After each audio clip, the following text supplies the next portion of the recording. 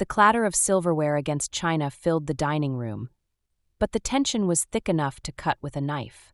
I sat at the ornate table, surrounded by my new family, yet feeling more alone than ever. Ethan, my husband of 6 months, sat to my right, his hand occasionally squeezing my knee under the table. It was meant to be reassuring, but it did little to calm the storm brewing inside me.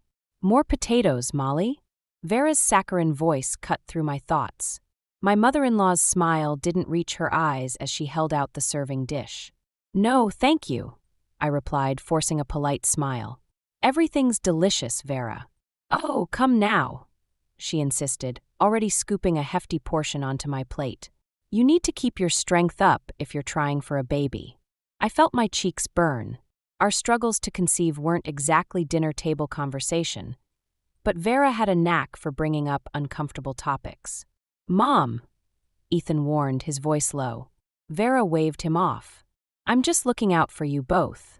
A woman your age needs to be careful, Molly. The clock is ticking after all." I gripped my fork tighter, willing myself not to react. Frank, my father-in-law, cleared his throat awkwardly but said nothing. The silence stretched on, punctuated only by the scrape of utensils. As we finished dessert, I excused myself to use the restroom. On my way back, I passed the coat rack in the hallway. Something caught my eye, a folded piece of paper peeking out of Ethan's jacket pocket. Curiosity got the better of me, and I reached for it. My heart stopped as I unfolded the letter. The words swam before my eyes, but their meaning was crystal clear. Vera had been sabotaging our attempts to get pregnant. She'd been replacing my prenatal vitamins with placebos. I stumbled back into the dining room, letter clutched in my trembling hand. "Ethan," I choked out, "what is this?" All eyes turned to me. Ethan's face paled as he recognized the paper. Vera's mask of politeness slipped, revealing a flash of panic. "How could your mother do this to us?" I demanded, my voice rising with each word. The room erupted into chaos. Ethan jumped to his feet, reaching for the letter. Vera started sputtering denials. Frank looked bewildered, glancing between his wife and son. In that moment, as accusations flew and truths unraveled, I realized our family would never be the same again. And neither would I. I paced the living room of our apartment, my mind reeling from the events at Vera's house. The letter burned a hole in my pocket, a constant reminder of the betrayal. Ethan sat on the couch, his head in his hands. "I can't believe this," I said, my voice hoarse from hours of arguing. "How long has she been doing this, Ethan? Did you know?" He looked up, his eyes red-rimmed. "Molly, I swear I had no idea. I never thought my mother would." The doorbell interrupted his plea. I opened it to find Lisa, concern etched on her face. "I came as soon as I got your text. What happened?" I ushered her in, grateful for a friendly face. As we sat down, I pulled out the letter and handed it to her. Lisa's eyes widened as she read. "Oh my God, Molly. This is... I don't even have words. I need to confront her," I said, my resolve strengthening. "I can't let this go." Ethan's head snapped up. "Molly, wait. Maybe we should think this through." "Think what through?" I demanded. "Your mother has been sabotaging our attempts to start a family. How can you defend her?" "I'm not defending her," Ethan protested. "I just think we need to be careful how we handle this." Lisa interjected. "Molly's right, Ethan. This needs to be addressed head-on." As they argued, a memory surfaced. Vera's voice syrupy sweet, as she handed me a cup of tea. "Here, dear. This will help with your fertility issues." The way she'd emphasized those last words, a hint of disdain in her tone. I'd brushed it off then, but now... "Oh God," I gasped. "The tea. She's been doing this for months." Ethan and Lisa fell silent, staring at me. I recounted the memory, watching Ethan's face pale further. "There's more," he said quietly. "Remember when she insisted on organizing our vitamins into those daily pill containers? Said it would help us stay on track." The realization hit us both like a tidal wave. Vera's seemingly helpful gestures, her constant presence in our lives. It had all been part of her plan. "I'm calling her," I said, reaching for my phone. "This ends now." Ethan caught my wrist. "Molly, please. Let's think about this. She's still my mother." I yanked my arm away, fury rising. "And I'm your wife, Ethan. When are you going to start acting like it?" The hurt in his eyes was palpable, but I couldn't back down. "Not now." I dialed Vera's number, my hand shaking. "Hello, dear," her saccharine voice answered. "Is everything all right?" "We need to talk, Vera," I said, my voice steely. "About the vitamins, the tea, and everything else you've been doing." The line went silent for a moment. When Vera spoke again, her tone had changed completely. "I see. Well then, I suppose we do have some things to discuss." As I hung up, I looked at Ethan and Lisa. The battle lines were drawn. There was no turning back now. The drive to Vera and Frank's house was tense, with Ethan gripping the steering wheel so tightly his knuckles turned white. I could feel the anxiety radiating off him, but my own anger kept me focused. As we pulled into the driveway, I saw Frank peering out the window. He quickly disappeared, no doubt to warn Vera of our arrival. We hadn't called ahead. I wanted to catch her off guard. Ethan hesitated at the front door. "Molly, are you sure about this?" I shot him a look that could have melted steel. "Don't you dare back out now, Ethan." The door swung open before we could knock. Vera stood there, her face a mask of concern. "Ethan, Molly, what a surprise. Is everything all right?" "Cut the act, Mom," Ethan said, his voice surprisingly firm. "We need to talk." Frank appeared behind Vera, looking confused and worried. "What's going on?" We moved into the living room, the tension thick enough to choke on. I pulled out the letter and slapped it on the coffee table. "Care to explain this, Vera?" Her eyes widened for a split second before her mask slipped back into place. "I'm sure I don't know what you mean, dear." "Don't lie to me," I shouted, my composure finally cracking.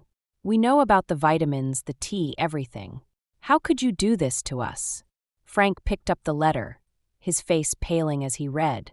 "Vera, what have you done?" Vera's demeanor changed instantly. Her eyes hardened, and she stood up straighter. "I did what I had to do to protect my son." "Protect me?" Ethan exclaimed. "From what?" "My wife. From making a terrible mistake." Vera spat. "She's not good enough for you, Ethan. She's weak. She can't even give you a child." The room fell silent. I felt like I'd been slapped. Ethan looked between his mother and me, shock written all over his face. "You're wrong, Vera," I said, my voice steady despite the tears threatening to fall. "You think I'm weak?" "No, Vera. Your actions show how truly weak you are." Frank stepped forward, placing a hand on Vera's shoulder. "Honey, this is wrong. You need to apologize." Vera shrugged him off. "I won't apologize for protecting my family. We are Ethan's family now," I retorted. "And you've done nothing but try to tear us apart." Ethan finally found his voice. "Mom, I can't believe you'd do this. You've betrayed us both." Vera's face crumpled, tears welling in her eyes. "Ethan, please. Everything I've done for you." "No," Ethan said, shaking his head. "You did this for yourself. And now you've lost me." He turned to me, taking my hand. "Let's go home, Molly." As we walked out, I heard Frank's disappointed voice behind us. "Oh, Vera, what have you done?" The door closed behind us, but I knew this was far from over. The battle lines had been drawn, and Vera had shown her true colors. As we drove away, I wondered if our family would ever recover from this betrayal. The days following our confrontation with Vera blurred together in a haze of tension and unspoken words. Finn and I moved around our apartment like ghosts, barely acknowledging each other. The weight of his mother's betrayal hung heavy between us, an invisible barrier I couldn't seem to break through. One evening, as I sat on the couch staring at a blank TV screen, Ethan's phone buzzed on the coffee table. I glanced at it, my heart sinking when I saw Vera's name. Without thinking, I picked it up. "Ethan, please," Vera's voice pleaded. "I know you're angry, but I'm still your mother. Can't we talk about this?" I ended the call, my hand shaking. How many times had she reached out to him? Was he secretly in contact with her? When Ethan came home, I confronted him. Your mother called again. How long have you been talking to her behind my back? His face fell. Molly, it's not like that. She's been calling, but I haven't answered. But you haven't blocked her either, have you? I shot back. The argument that followed was brutal. Years of pent-up frustrations and insecurities poured out. Ethan's loyalty to his mother, my feelings of inadequacy, everything was laid bare. Maybe your mother was right, I finally said, my voice barely above a whisper. Maybe I am too weak for this family. Ethan's eyes widened in shock. Molly, no. You can't believe that. But the seed of doubt had been planted. I packed a bag that night, ignoring Ethan's pleas. I needed space, time to think. I found myself at my mother Amelia's doorstep, tears streaming down my face. She ushered me in without a word, wrapping me in a warm embrace. Over cups of chamomile tea, I poured out the whole story. Amelia listened patiently, her eyes filled with understanding. Oh, sweetheart, she sighed when I finished. I wish I could say I'm surprised, but mother-in-law troubles are as old as marriage itself. Did you ever deal with something like this? I asked. Amelia chuckled softly. Your grandmother was a piece of work, let me tell you. She never thought I was good enough for your father. As she shared her own experiences, I felt a glimmer of hope. If my mother had survived her in-law struggles, maybe I could too. The question you need to ask yourself, Amelia said, taking my hand, is whether Ethan is worth fighting for. Are you willing to stand your ground and build the family you want, or will you let Vera win? Her words hit me like a thunderbolt. I'd been so focused on Vera's betrayal that I'd lost sight of what really mattered, the life Ethan and I were trying to build together. As I lay in my childhood bed that night, I made a decision. I wouldn't let Vera destroy my marriage. But I also wouldn't return home until Ethan proved he was ready to put our family first. Tomorrow I'd call him. We had a lot to discuss and some hard choices to make. But for the first time in weeks, I felt a flicker of determination. This was a battle I was ready to fight. After a week at my mother's, I finally agreed to meet Ethan at a neutral location, our favorite coffee shop. As I waited, nervously fidgeting with my cup, I spotted him through the window. He looked haggard, with dark circles under his eyes. Molly, he breathed, sliding into the seat across from me. I'm so glad you came. We talked for hours, laying everything bare. Ethan admitted he'd been struggling to reconcile his love for me with his ingrained loyalty to his mother. I shared my fears and insecurities, how Vera's actions had shaken my faith in our future. I want to make this work, Ethan said, reaching for my hand. I've scheduled an appointment with a couples therapist. Will you come with me? I hesitated, then nodded. It was a start. The next few weeks were a whirlwind of therapy sessions and intense conversations. Slowly, we began to rebuild trust. Ethan finally blocked Vera's number and agreed to limit contact until she showed real remorse and change. One evening, as we were leaving our therapist's office, Ethan's phone rang. It was Frank. Son, Frank's voice crackled through the speaker. Your mother, she's not well. She's been hospitalized for exhaustion and anxiety. The doctors say it's stress-related. I watched the color drain from Ethan's face. Despite everything, I knew he still cared for his mother. What do you want to do? I asked softly. Ethan looked at me, conflict clear in his eyes. I don't know. Part of me wants to go to her, but I'm afraid it'll undo all the progress we've made. I took a deep breath, knowing my next words could change everything. We could go together. Show a united front. Ethan's eyes widened in surprise. Are you sure? I wasn't, not really. But I knew this was a crucial moment for our marriage. Yes. We're a team, remember? As we drove to the hospital, my stomach churned with anxiety. What if this was another of Vera's manipulations? What if seeing her undid all our hard work? We found Vera in her hospital room, looking smaller and more vulnerable than I'd ever seen her. Frank sat by her bedside, relief washing over his face as we entered. Vera's eyes locked onto mine, a mix of emotions swirling in their depths. "Molly," she whispered. "I didn't expect you to come." I steeled myself, squeezing Ethan's hand for support. "We're here together, Vera. As a family." Something shifted in Vera's expression, surprise, perhaps even a glimmer of respect. She reached out a trembling hand.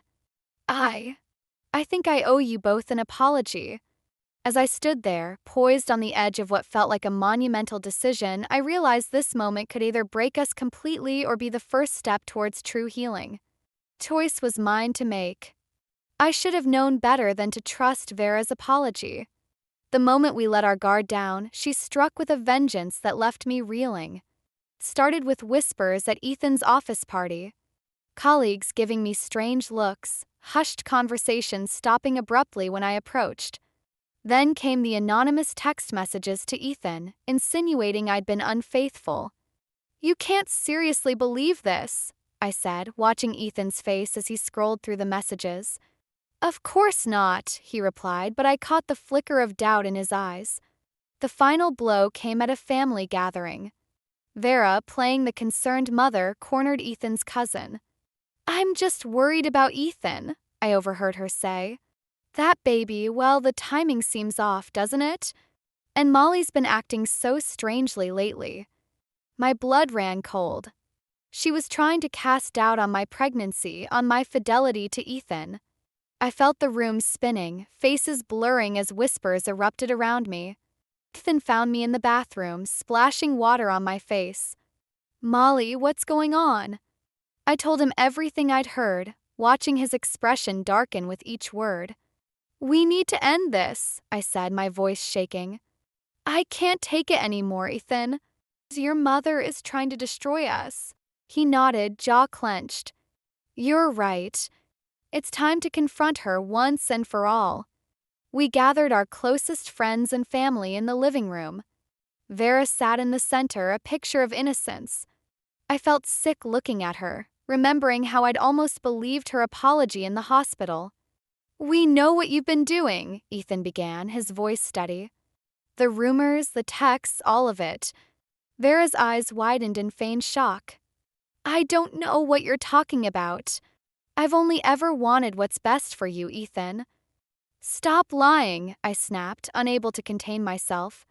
I pulled out my phone, playing a recording of Vera's conversation at the party. The room fell silent as her words filled the air, dripping with malice and deceit.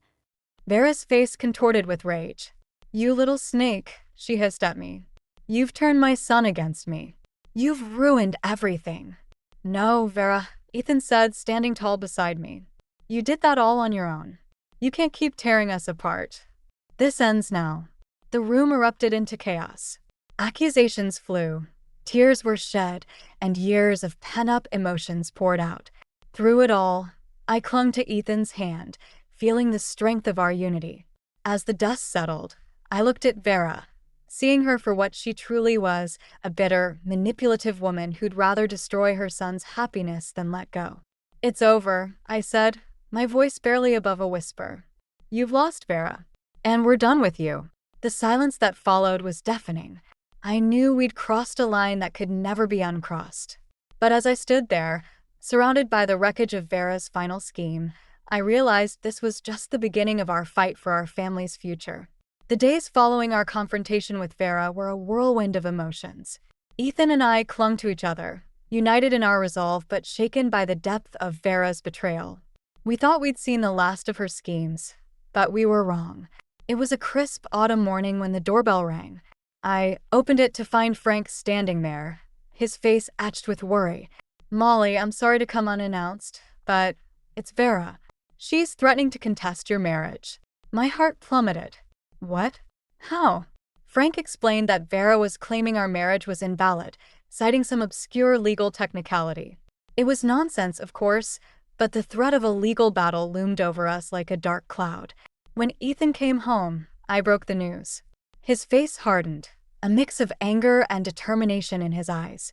Enough is enough, he said, his voice low and steady. It's time to make a decision. We spent the night talking, weighing our options.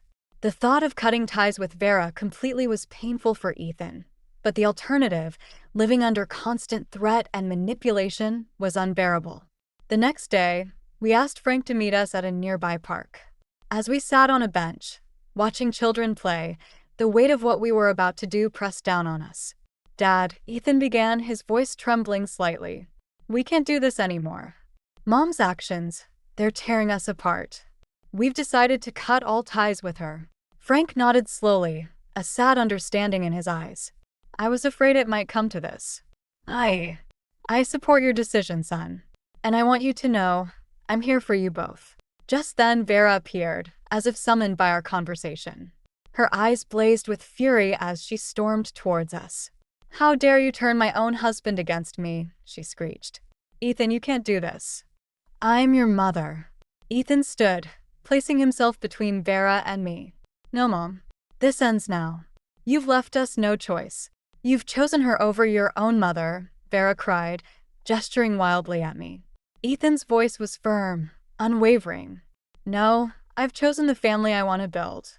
The family you've been trying to destroy. Vera's face contorted with rage and desperation. She lunged forward, as if to grab Ethan, but Frank intercepted her. Vera, stop, he said, his voice gentle but firm. It's over. As Frank led Vera away, her sobs echoing through the park, I felt a mix of relief and sadness wash over me. Ethan turned to me, tears in his eyes. Are we doing the right thing? He whispered.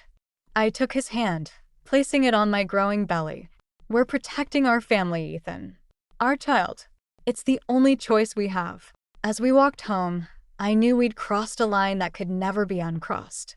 But with each step, I felt stronger, more certain. We were forging our own path now, free from Vera's toxic influence. Whatever challenges lay ahead, we would face them together.